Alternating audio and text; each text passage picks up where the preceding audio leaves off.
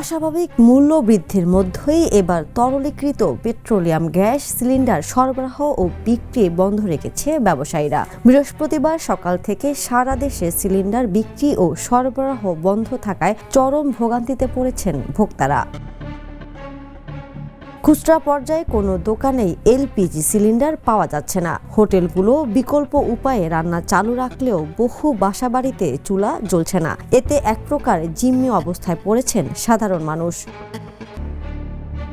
সকালে রাজধানীর বিভিন্ন এলাকায় ঘুরে দেখা যায় ভোক্তারা নিয়মিত যেসব দোকান থেকে সিলিন্ডার কিনতেন সেখানে গিয়ে গ্যাস পাচ্ছেন না। দোকানিরা জানান ডিস্ট্রিবিউটররা কোনো সিলিন্ডার সরবরাহ করছেন না, ফলে ক্রেতাদের ফিরিয়ে দিতে হচ্ছে।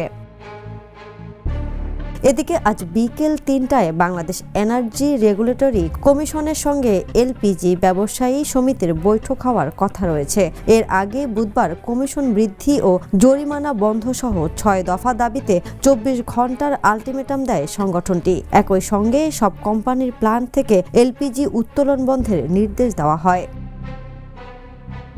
এদিকে গত কয়েকদিন ধরেই সরকার নির্ধারিত ১,৩৬০ টাকার চেয়ে কয়েকশো টাকা বেশি দামে এলপিজি সিলিন্ডার বিক্রি হচ্ছিল। Desk report, the news.